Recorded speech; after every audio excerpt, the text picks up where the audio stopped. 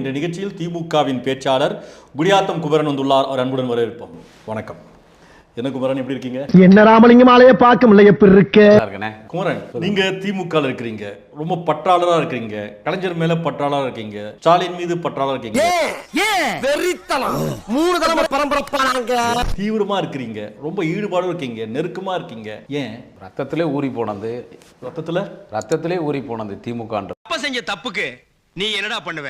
பார்த்தாடா நான் பயந்துட்டு இருந்தேன். தலைவர் வீட்டுல போய் கல்யாணம் பண்ணாரு, எனக்கு தளபதி கல்யாணம் பண்ணாரு. விஜய் அவன் யார் தளபதியா?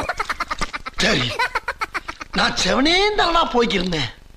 யாரு வம்பு தும்புக்காச்சும் போனா தளபதி என்று சொன்னால் எங்கள் தலைவர் தளபதி மு.க. ஸ்டாலின், அவர் தான் தளபதி.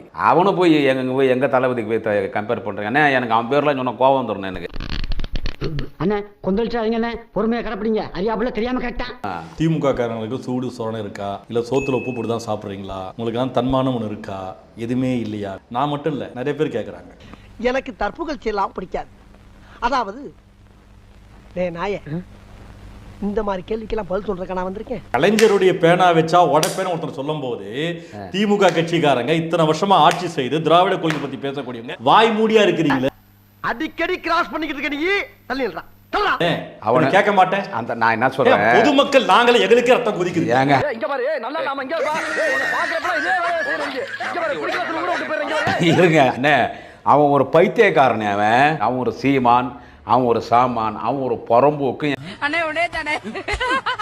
அவன்லாம் ஒரு தலைவன் கிடையாது, அவன்லாம் ஒரு வியாபாரி. அவன் ஒரு கூட்டி கொடுக்குறவன், ஊத்தி கொடுக்குறவன், அப்படிப்பட்ட ஒரு புறம்போக்கு பையன். அட நார பையனே, இவன் நேரம் பண்ண அக்க போற பத்தாடா. அவனெல்லாம் ஒரு ஆளாவே மதிக்க கூடாது. ஆட்சி நீங்க இருக்கிறீங்க, அதுக்கு அதிகாரத்துல நீங்க இருக்கிறீங்க. ஆமாண்ணே, தெருவுல ஒரு பைத்தியக்காரன் பைத்தியம் முடிச்சுட்டு அவன் பாட்டுக்கு ஏதோ கத்தின்னு போயினே அவன்கிட்ட போய் நம்ம சண்டை போட முடியுமா? நீங்க அந்த சாமான் பையனை சீமான் பையனை தான் சொல்றீங்க, அந்த புறம்போக்கு பையனை சொல்றீங்க. உங்களுக்கு என்னடா ஆச்சு? சண்டாளங்களா? இதே கலைஞர் கருணாநிதி ஆட்சியில இருந்தா, ஜெயலலிதா ஆட்சியில இருந்தா இப்படி சீமான் பேச முடியுமா? பேசிடுவாரா? இல்ல பேசாதான் விட்டுருவாங்களா? ஒரு நிமிஷம், இதெல்லாம் நீ தனியா பிளான் பண்றியா இல்ல ஆளுங்களை வச்சு எழுதுறியா? தனியா. ஆனா நீங்க வேடிக்கை பாக்குறீங்களா? ஐயோ எனக்கு புரிய மாட்டேங்குது. பக்கல விட்டுருங்க, முதல்ல உங்க கட்சி தொண்டனே சோர்ந்து போயிடுவான். என்னையா இது இப்படி இருக்கிறாங்க, மானம் கட்டு வைக்காங்க. விளையாட்டா என்ன பலி கொடுக்க பார்த்தேடா.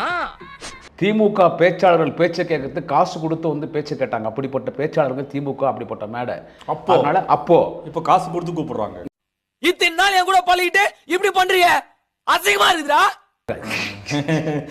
இந்த மாதிரி சைடுல சிங்கு பாடக்கூடாது. பொதுவா சொன்ன புரியுதா? நாங்க திமுக காசு கொடுத்தெல்லாம் கூப்பிடுறது இல்ல. நான் சொல்லல, நம்மளை பத்தி நல்லா தெரிஞ்சிருப்பாங்க. அவரு விரும்பல, நானும் விரும்பல. நீங்க அநாகரிகமா பேசுறது, சீமான திட்டுறது என்னால ஏற்றுக்கொள்ளவே முடியாது. நான் சீமான நெஞ்சில் வச்சிருக்கிறேன். நீங்க அப்படி பேசக்கூடாது. அப்பா, இது உலக நடிப்புடா சாமி. எனக்கு முக்தியார் அண்ணன் யாருன்னு சொல்லி எனக்கு தெரியும். இல்லைங்க, நான் சீமான் இல்ல சும்மா நீங்க வேற கவனம் இருங்கண்ணே. சீமான் அவன் ஒரு மனுஷனாங்க. அவன் எப்படி தன்னை எல்லாரும் பேசணும்ன்றதுனால பேசுறாங்க. புரியல எனக்கு. எங்க வெறுப்பேத்துறீங்க, என்ன கோவம் ஓட்டுறீங்க? கோவப்படாதீங்க சார். என்கிட்ட எல்லாம் கோவப்படுறதுனால 10 பைசாவுக்கு பிரயோஜனம் இல்ல.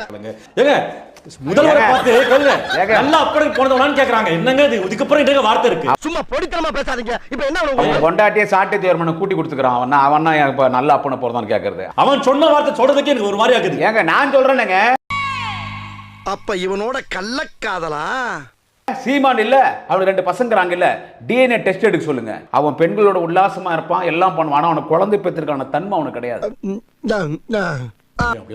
ஆமாங்க. ஏங்க இப்போ அது விஜயலட்சுமிக்கு நீங்க தான் இன்டர்வியூ எடுத்தீங்க. அந்த விஜயலட்சுமி அதை கேட்டா சொல்லிடும் இவனை பத்தி.